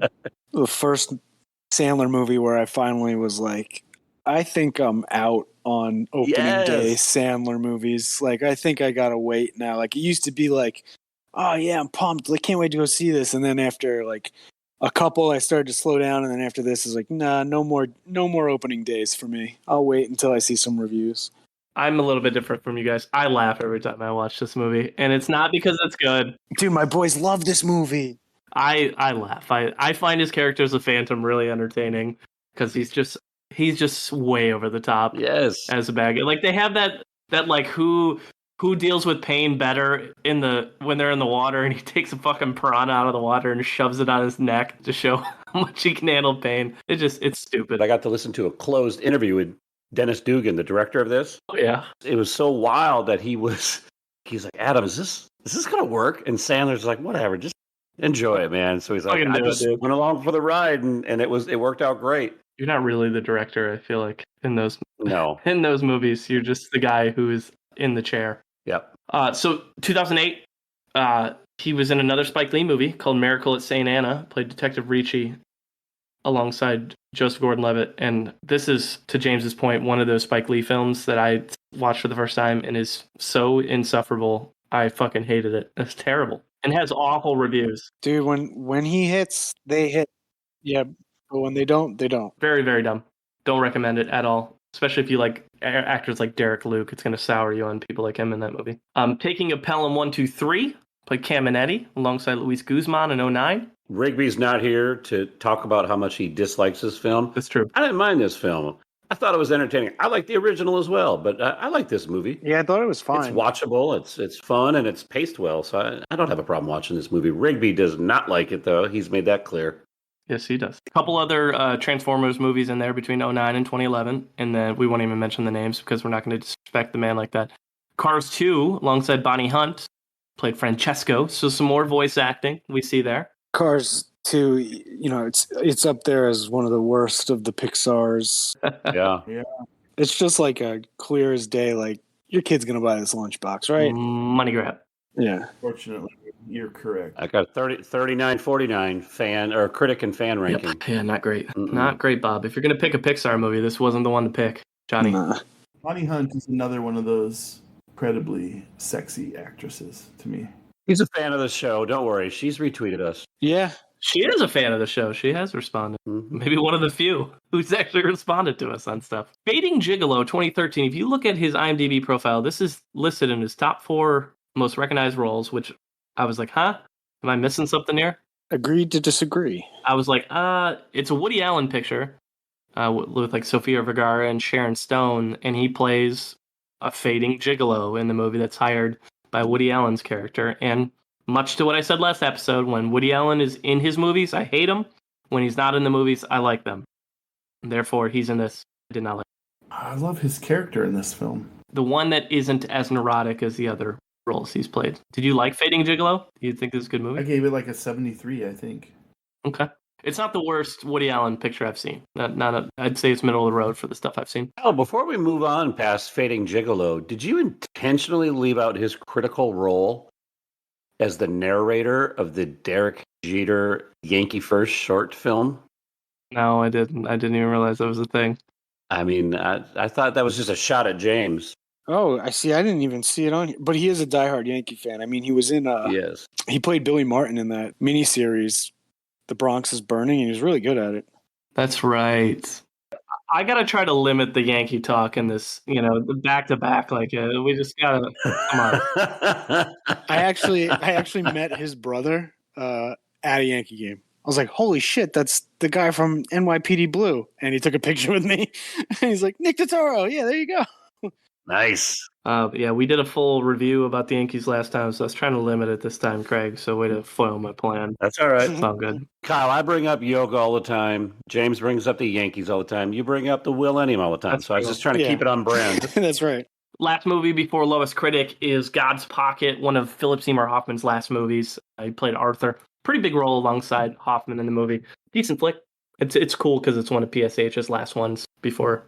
Mm-hmm. So it's weird to watch it knowing that he literally committed suicide 4 months later. What do you want to watch? God's Pocket. Do I have the same mental response to God's Pocket as I have to Hot Pockets physically? Hot Pockets. Burned to the touch on the outside, ice cold on the inside. Oh, that's funny, Dames. Lowest critic score is Rio, I Love You from 2014 segment film that James is, I'm sure, overjoyed to talk about. You know what? After getting a Bronx Tale, I deserve to draw the short straw. So this is an 8% on Rotten Tomato from the critics, 14 from the audience. So universally panned this movie. So Rio, I Love You is the third installment of a Cities of Love series, which I didn't know exists, which is composed of several short stories by different directors. So they're kind of mashed together where it's different writers and directors, and their stories are intertwined, and they all pay homage to a particular city. So the first one was Je t'aime Paris, which I butchered the French there, but it's I Love You Paris. And then the other one was New York, I Love You. And then now we have Rio. So it's actually 10 different stories. And Turturro is in one of the stories, and he actually directs the one that he's in. And, a lot of the stories are mostly just fluffy, random Rio touristy shots with a love story kind of mixed in. And the stories kind of overlap erratically. So, you get chunks of some and stories, and then, kind of just little tidbits of others. The pacing is kind of jarring. It kind of weakens your connection to the stories, but there were a few that stood out. 2 of them I really liked. I'm interested if we have the same ones, James, because there are two that I liked. The rest I pretty much hated, but 2 of them made me laugh. Okay, well, one of them caught me so fucking off guard and made me laugh, and it is like a hooker vampire love story, and it comes out of nowhere, and there's a dance scene, and it is so jarring, and I was like, is this guy a fucking vampire? is he breaking out into dance? What is happening? And I thought it was hysterically out of place, but it made me enjoy that. And the other one is like this super gritty story, which stars Jason Isaacs, who's awesome. And he's only in it for like 10 minutes, but it's this super heavy story about this former boxer and model who both suffered like life-altering injuries in a car accident. And Jason Isaacs propositions the boxer who's like trying to get his life together, and his wife's essentially paralyzed. And so this boxer needs $80,000. And Jason Isaacs is like, all right, I have a deal for you. If you fight me and you win, I will pay the $80,000 for your wife's surgery. He goes, but if you fight me and you lose, I'll still pay the $80,000 for your wife's surgery, but she has to have a kid with me because she looks exactly like my ex-wife who died while she was pregnant in a car accident. And I'm like, oh, shit. Like, that is such a fucking heavy story that's mixed in with, like, chance meetings at coffee shops and, like, oh, this guy's sightseeing at, Christ the Redeemer. Like, it's all, like, these random ones. But that one came out of nowhere. Like, whoa, that's a heavy fucking story. Kyle, what were the ones that you liked? Did I nail them, or were you not in on the vampire one? No, so I don't know if I made it to the last 2 or 3 segments because I probably fell asleep because it was late, not because I was that bored. The one where really early in the movie where it's like Emily Mortimer plays like a gold digger with the old guy and he sends her into the fucking ocean. Oh, and she gets swept away. Knowing the currents, and she gets swept away by the current, and he's just smoking cigs, eating chocolate. I was like, dude, this went from like a gold digger story to like he knows exactly what he's doing, and he just fucking murdered this chick. Yeah, he's like, why don't you go swimming or something? Yeah. Takes her out there so he can indulge in all of the terrible things that he can't do. I felt like Turturro's segment was probably one of the more grounded ones of the group. I agree. It was grounded, but like his was interesting in that it's completely on the other end of the spectrums where some of them are absurd. His is grounded, but it's like realistic. Really realistic and self-serious, and like I thought the direction was good. I thought the acting was good. Mm-hmm. I just didn't think the story was as good as like there's not enough time for his story to have an emotional impact because you kind of come in on his story where there's these lovers quarreling and they're clearly at the end of a relationship. But like you don't have any context of what's going on. It felt like I was watching like 2 actors performing like a studied scene for a class. And it's like, hey, nail this argument. And they nail the argument, but like, I have no idea what we're talking about. No, none of context to really. Yeah, exactly. And so like it dramatically, it just fell a little flat. But I did appreciate in his direction, there's this song playing and it's like the saddest fucking song, but it's sung beautifully. And it's in a foreign language, and so like you have no idea. But they put the lyrics he put the lyrics at the bottom, and it like fits the scene perfectly. But again, like you never see the characters again, and you don't know what is going on that has led to that point. So it's just like a quick slice of their life and out. And so it was just like okay, those were good. But the rest of the movie, I get it. They don't mesh together. I understand why people hate it. I wouldn't say it's an 8. I just think it's like I'd probably double that up and put it near a 20. Because it just doesn't fit well together and there's no cohesive story. But like some of the stories are good, All right, that's lowest critic score, Rio, I Love You. Another Sandler collab in 2015 in The Ridiculous Six, possibly one of the worst movies that's ever been made and that I've certainly ever seen. And we've talked about it a few times in David Spade and Danny Trejo episodes. He plays Abner Doubleday, teaching people about the origin of baseball. So there's another baseball connection there. But other than that, it's a fucking atrocious movie, and I do not recommend it to anybody. It didn't even make it to the part where he's in the film. It's that fucking bad. You gave it the old college try, but it was your DNF? I literally said out loud, I was like, this is ridiculous. And I was like, oh. I made it to the part where they introduced the character of Taylor Lautner, and I said, nope. I was going to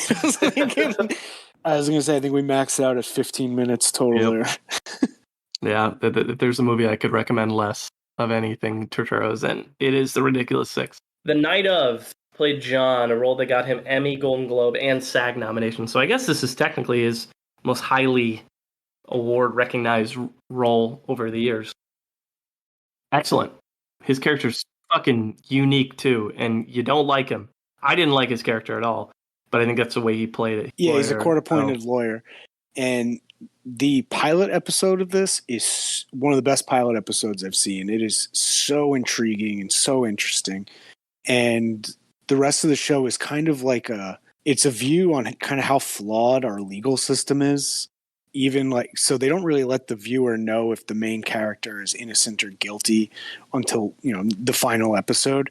But you get to watch everything that leads up to that and then everything after. And it just shows you how like the system fucking stinks. And Turturro, I think, is great in it. I think him and Riz Ahmed are fantastic in this show. Yeah, you talked it up quite a bit last episode. So I was like, I gotta check this out. And I got hooked pretty quickly with it.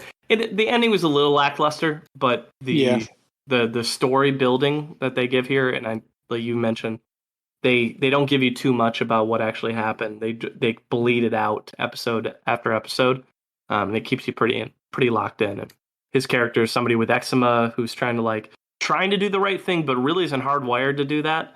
Is fascinating to watch.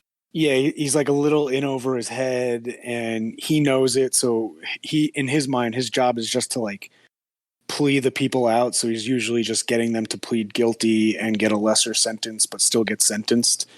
And so when a guy is like vehemently maintaining his innocence, he's like, I don't really know what the fuck to do here, man. Like, he's like, It's a fascinating miniseries to watch on HBO Max. Highly recommend it to people. All right, let's get into the largest critic app. Dames, he's been waiting a while for his review, and it's finally his chance to shine. He's going to review Gloria Bell from 2018. I read the synopsis, and I was like, these motherfuckers. If there's an art that I hate, it's dancing. I cannot stand it. And I'm reading this, and I'm like, I fucking hate dancing movies. I still have never seen Dirty Dancing. I've never seen Footloose in my life. Do you want me to spoil the endings for you? Wait in the corner, baby. But he's given us a turn eventually because it's not really a dancing movie. You kind of get it. So I was like, all right, if I have to, I have to. So I watched this movie, and like, I gotta tell you guys, this is in the genre of like my favorite movies of all time. My favorite movies of all time are drama films that just focus on a segment of the person's life.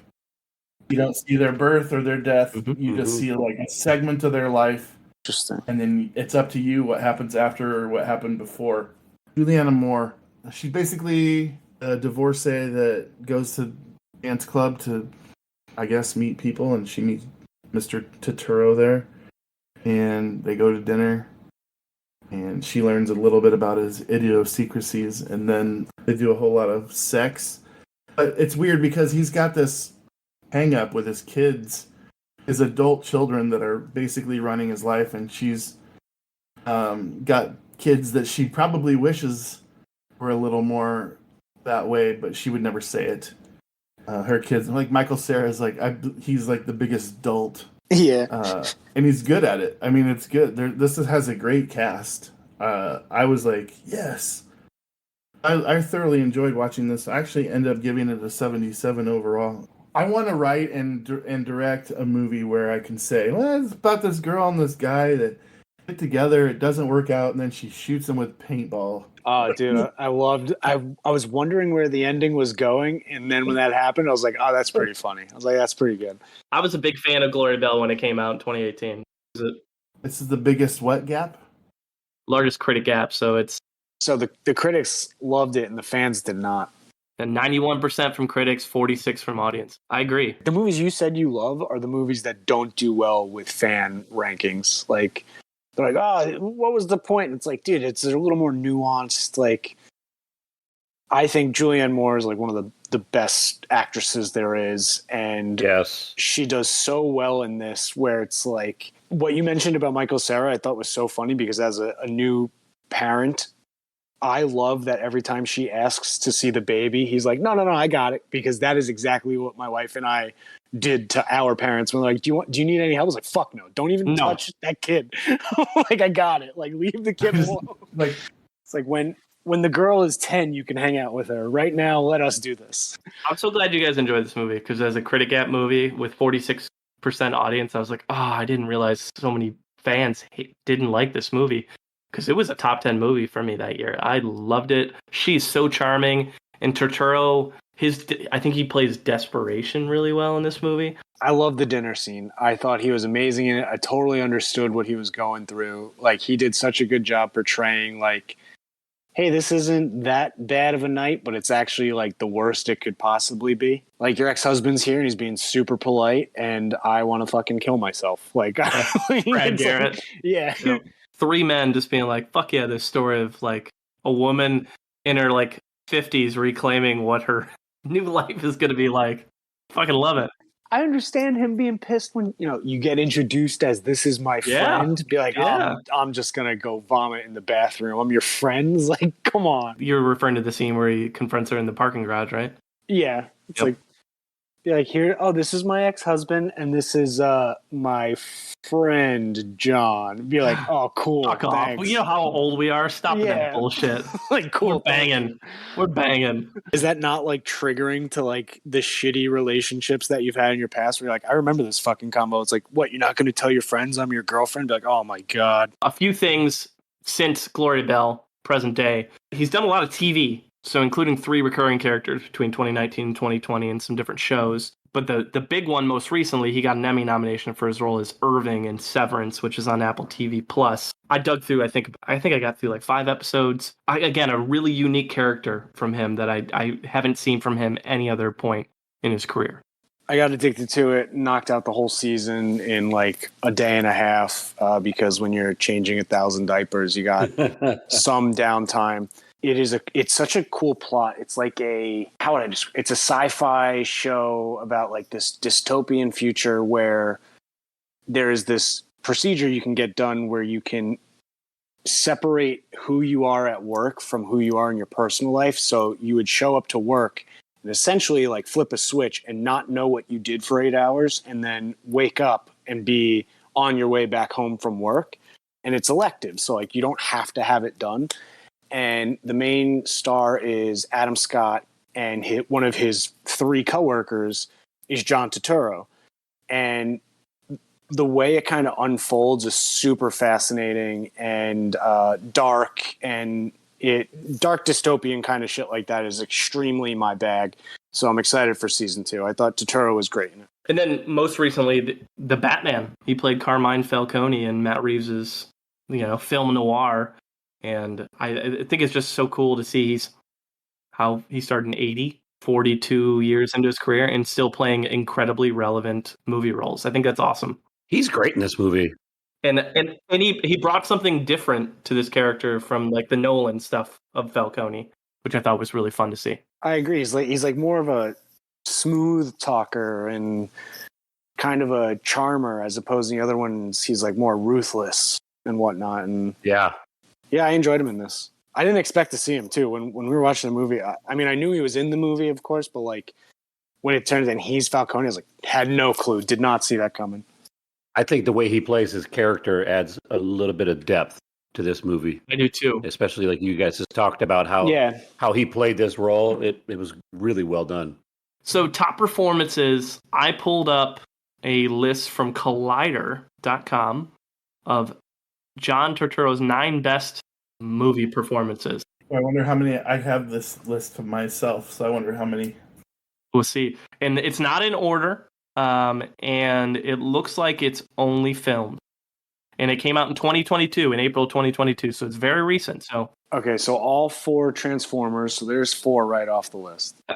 I don't think Transformers is on here. No, it is not. Sorry. Well, Quiz Show has to be. Yeah. Quiz Show? Barton Fink's got to be on there. Quiz Show is on here. Barton Fink is on here. Do the Right Thing? Do the Right Thing is on here. Yep. This is a good list. Brother, Where Art Thou's got to be on there. Oh, yeah. Yep.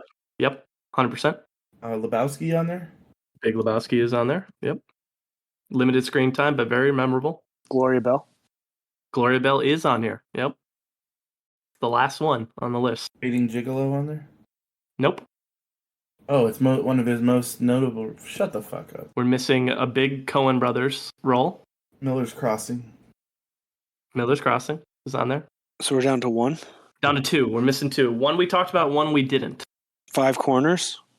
Nope. I so badly want it to be Anger Management, but I don't think it's it. It's not. Nope. It is a Spike Lee movie. One of the ones we're missing that we talked about, but we just mentioned it. He Got Game. Nope. Ooh. Mo Better Blues. It's from 1995. There's 9 Spike Lee movies. Yeah, so it's gonna be hard to do. Clockers. It is Clocker. Okay, there you go. Harvey Keitel and Mekhi Phifer. And Delroy Lindo. I love Delroy. Yeah, he's great. There's one we didn't talk about, and that is Landline from 2017. Oh, yeah. It says it's a low-key little dramedy that doesn't have quite the name recognition of many of the other films mentioned, but it's still a vital reflection of his eventual mellowing out as an actor. Reviewed well. 75 by critics, 64 by fans. I mean, we didn't hit everything, but like the dude's done 114, and he's been in bangers, man. Lots and lots of good movies. So what do we think of this list? What would we call his top 3? Easily Quiz Show, Big Lebowski, and Oh Brother, Where Art Thou? That's my 3. That is a pretty good list. This is one of those where I think we could all have slightly different top 3 lists, and it's completely okay. I concur with the previous doctors. Why didn't I concur? I would probably say Quiz Show, Barton Fink, and probably Miller's Crossing for me. Definitely Big Lebowski. It's pretty good though. I don't know. That might be a top 3 too. That's just tough. Let me ask you this: are you leaving off Lebowski because of his small role? Yeah, a little bit less screen time. It's the best movie on the list. It's a top 5er in my book, 100%. All right, Munson Meter time. What we do, we rank every actor on a scale of 0 to 100 based on a variety of factors that could include longevity, project choice, pop culture impact, acting range, awards footprint, any other talents they might have, their personal life, comedic chops, box office success or lack thereof, and anything else that matters to us as Munsons. So, Case. Like I said earlier, he's one of my favorite character actors, him and Sam Rockwell, and I've been kind of going back and forth on how I compare the two of them. You know, the guy's been in the game forever, super good with longevity. He's one of those actors that when most people see them, they're like, oh, I didn't know he was in this. They appreciate his performance. Yep. I'm going to give him a pretty good score. You know, 42 years after he got into the game, he's still playing incredibly relevant roles, and he's kicking ass in them. So I'm going to give him an 86. Love it. I love his collabs with Spike, the Coens. They trust him to bring characters to life and unique and give him freedom to do that. And I think he's shown he can play complex characters really well. Unlike Chaz last time, who, for the most part, one-trick ponies in terms of the types of characters he played. I love that he can lead a film. He can play an essential side character. He can play a baddie like he does in Batman, Miller's Crossing, Circuit Window, Zohan, The Five Corners. He plays oddball roles like Oh Brother, Losing, The Jesus, Disco Bean. I mean, in terms of just like range, the guy's got it pretty much everything you're looking for. I respect his theater training and background. I respect his directing work, even though the stuff I've seen I'm not a huge fan of. But he's done enough to at least showcase that he can handle that role. And he's still, that's for when you're in your 5th decade of acting and you're still doing incredible stuff, winning awards or being nominated for awards just like 2 weeks ago. That goes to show that you're still on top of your game. He has no plans to retire from what I can tell. His awards footprint is lacking a little bit. He's missed some big accomplishments. Maybe they'll come, maybe not. Who knows? But regardless, I'm much like Case. I didn't realize this, but I gave Sam Rockwell an 85, so 1 point less than Case. And when I did my math, Turturro got an 85. Bingo. Following Case here, the same exact score for both of them. Dames is our guest. Munson, you're up. It's funny because I wrote down 7 names before we did this of the greatest character actors that I can think of. And that would be J.K. Simmons, J.T. Walsh, Sam Rockwell, John Turturro, Philip Seymour Hoffman, Mark Ruffalo, and Chris Cooper. Those guys, if you had those guys in them, that's a great list. Do anything. Those guys can do anything. And you would be hard pressed to find better people to fill a cast than those guys. And John Turturro is as good as any of them. When I come up with my final score, remember, for movies, 85 is a must-see film. 85 or higher is a must-see film. I do think because he's done Transformers and some other things, I can't give him an 85 because I don't think that everything he does is a must-see. Philip Seymour Hoffman, I felt he was absolutely a must-see actor in everything he did. Rockwell is becoming a must-see. Ruffalo, must-see. They're all above 85 for me. So I give him 1 point lower. I'm at 84. Fair. Very fair score, my friend. A lot of logic, Dames. Yep. You guys all said it. I mean, I think we touched on it in the beginning of the episode is like he is underrated, but I feel like he's starting to become accurately appreciated. You know, like I saw someone describe him and I thought it was beautiful and I'm going to steal it is like he's your favorite actor's favorite actor. Yeah. He's good in everything he does, even if the project isn't that good. And since we're both from the old country, I'm going to give him an extra couple points there. The old Italian bump, eh? That's right. You know, he's from, he's the fishing side, we're the farming side. I bet our great grandfathers had a couple beers together. I'm going to give him an 82. All right. So with that, it gives John Turturro an 84.25, which puts him in 9th place, which is top 10. Well, I guess he's between Willem Dafoe and Angela Bassett. The two Transformers actors back to back. Look at that. Interesting. Dude, these scores are getting tight. They are. All right, James, what does Turturro have coming? So, let me see here. Oh my God. Post-production, unfortunately, he's in Guillermo del Toro's Pinocchio. I'm so out on Pinocchio, man. Like, why do we keep doing this? It's not like I just don't find it to be that fascinating of a story, and like it's been told a lot recently. I don't know why everyone's so in on Pinocchio. Not for me. I hope it does great. Is there a new Mr. and Mrs. Smith coming out? Look, that's the new thing. I think it's a TV series. Okay. All right. Well, if that's the case, he's in that as well. And then there is two that he's also in that are in pre-production, which is Bless Me Father and Can't Go Home. And Kyle, if you have either of those up, I'd love to hear about them. Can't Go Home is a TV series.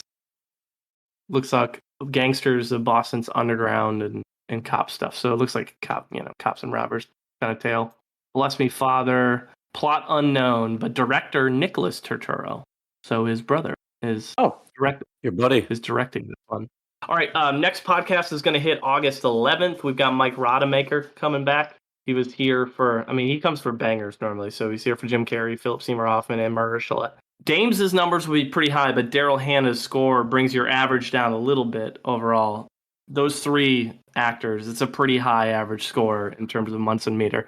Who do we like from this list? We've got Toni Collette, Diane Ladd, Josh Brolin, Jesse Eisenberg, Claire Danes. What do we like? What do we dislike? And who do we think Rodemaker coming to join us for? There's 3 on that list I really like.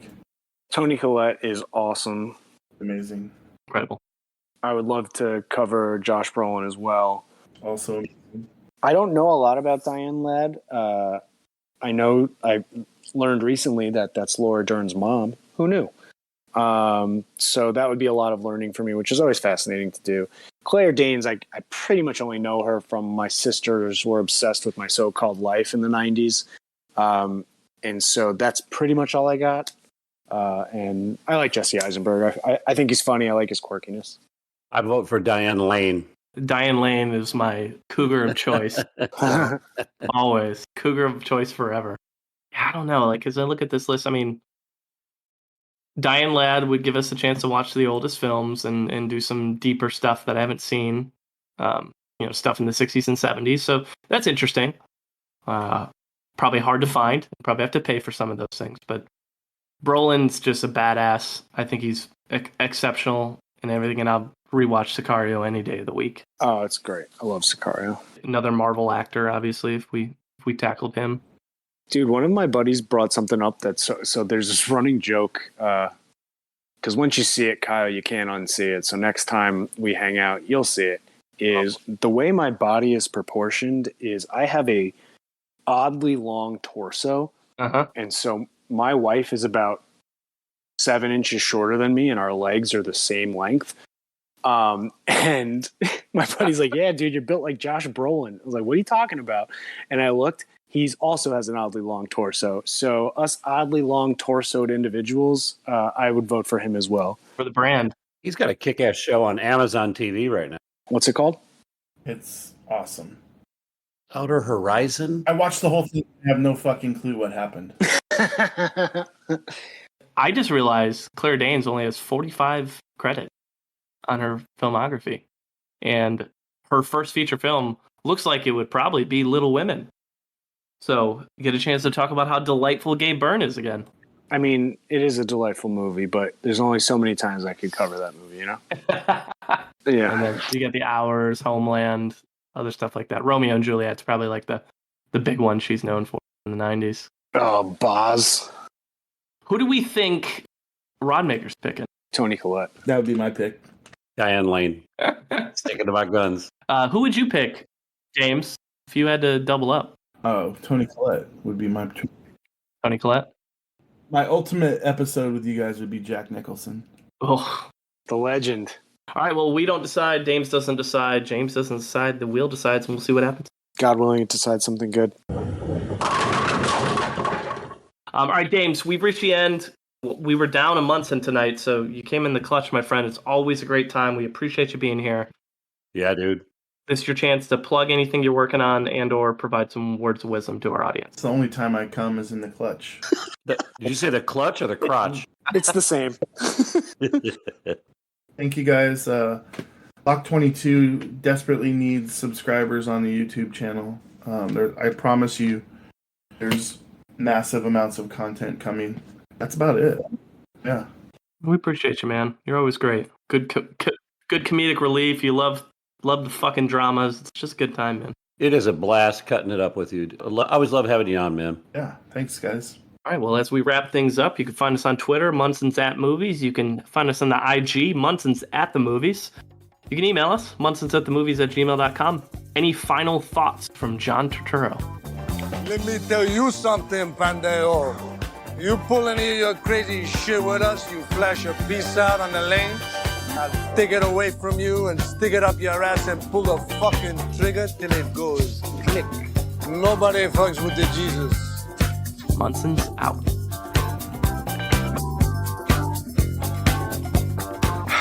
All right, let's go. Thank you for the education, gentlemen. We've just received a PhD in stupidity. Doctor, shall we? Wow! You kind of just snuck up on me there, man. I fear you're underestimating the sneakiness, sir.